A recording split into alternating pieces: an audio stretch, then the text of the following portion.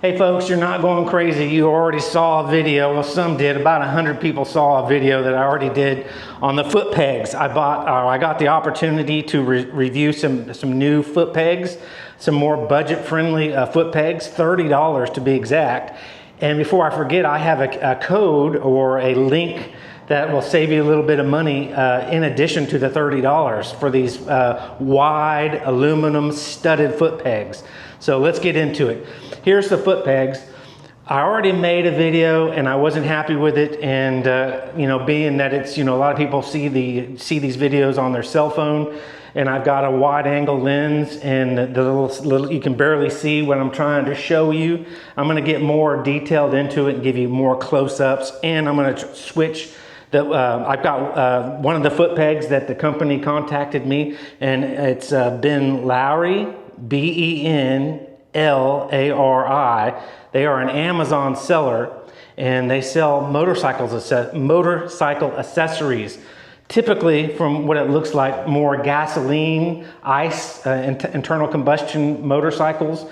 Lighting, extra lighting accessories, bars, controls, levers, backrest, things of that category.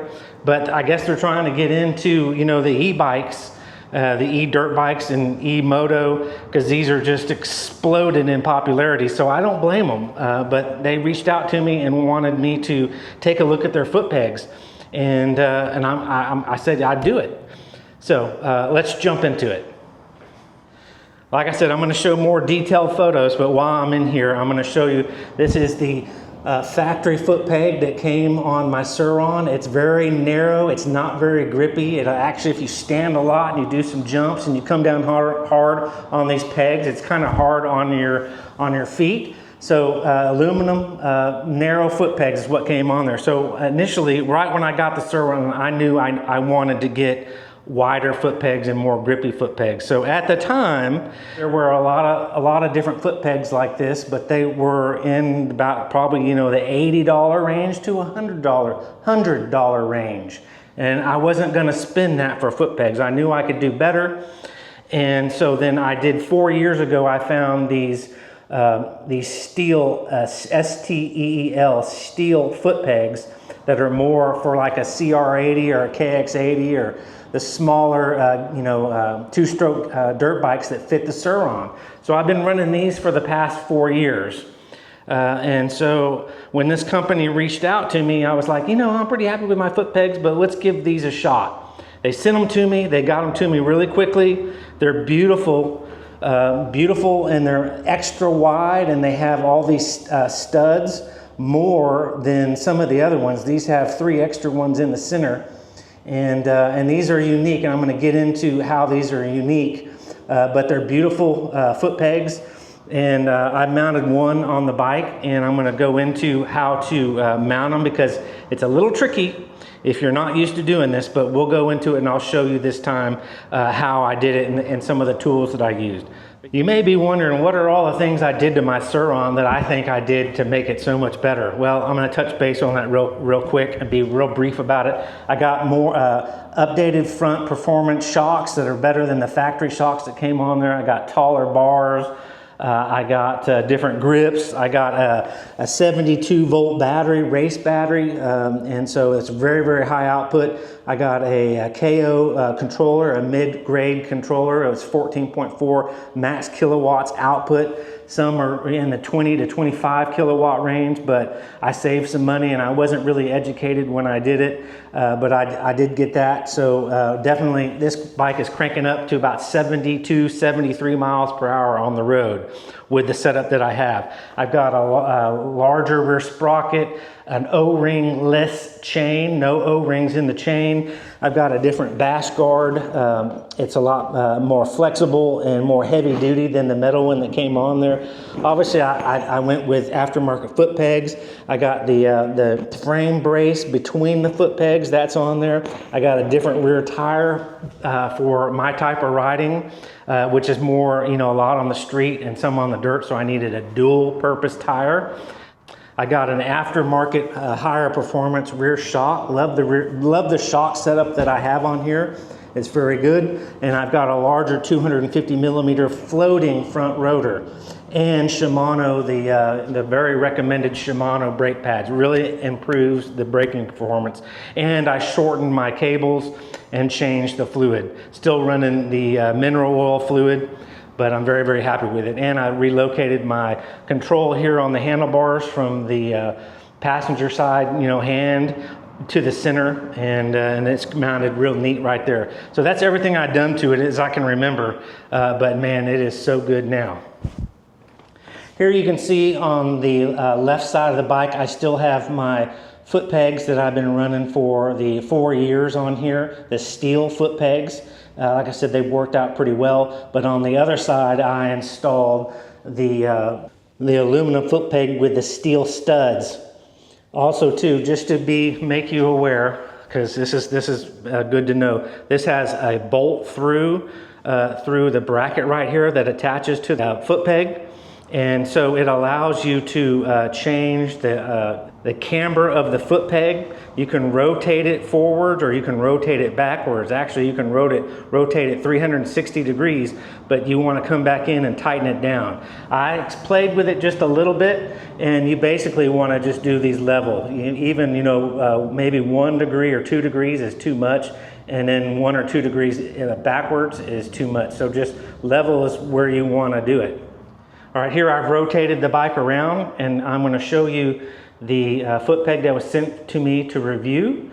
Definitely very, very wide, even extra wide, with a lot of the steel studs that are really going to grip into your shoe or a boot or whatever you wear. And it looks beautiful. It's really nicely done, and the price of it is $30, $29.99. And like I said, if you use the link in the description, they'll give you an additional discount on these to make it even more affordable. But yeah, very happy with these.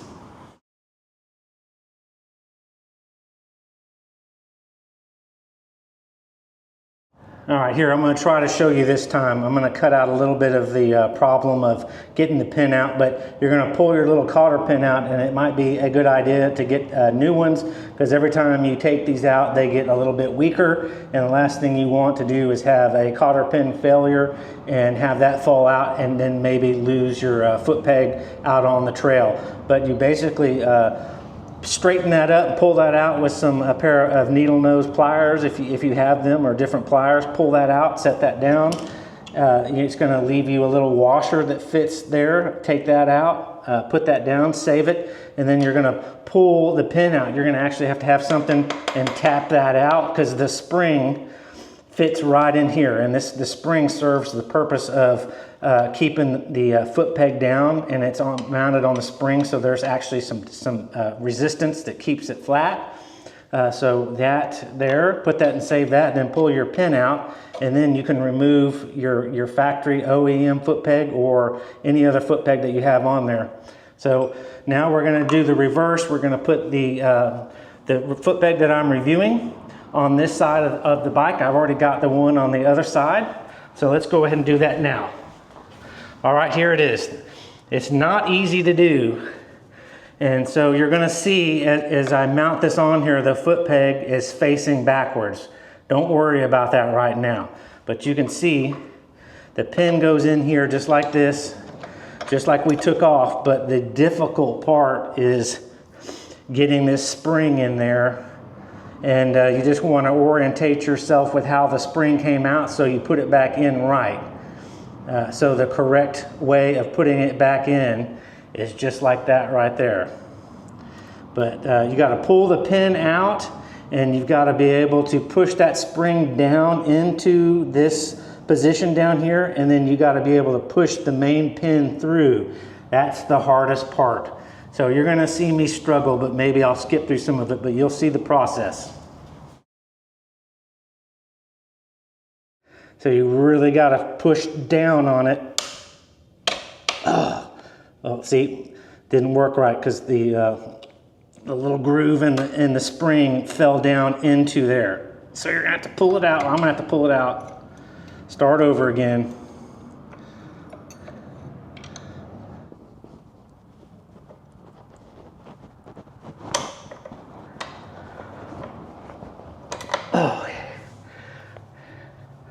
There we go.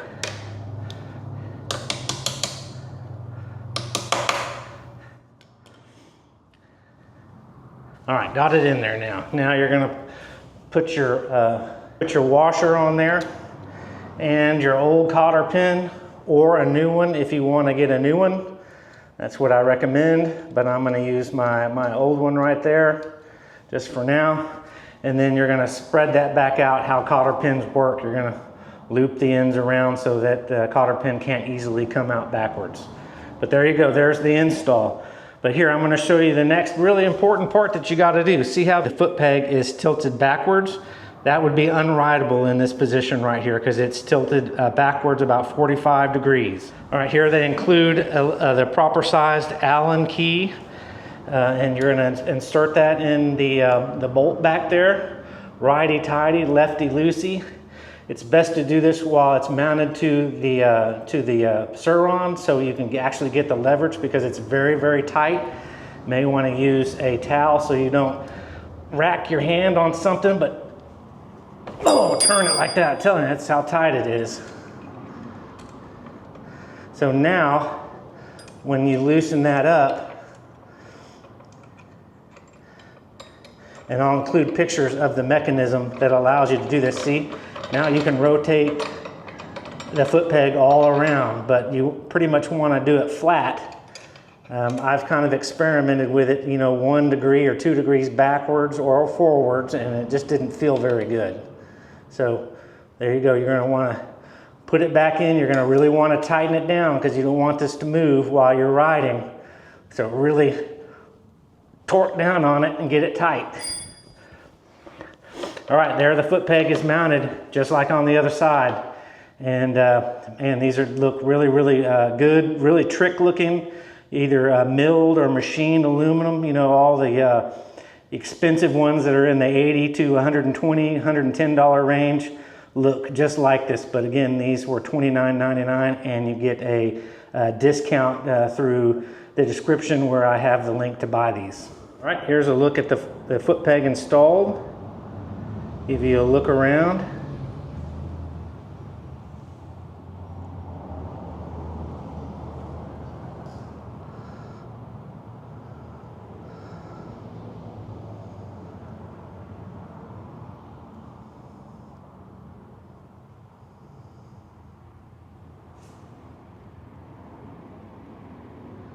All right, that wraps up my video. I'm sweating enough.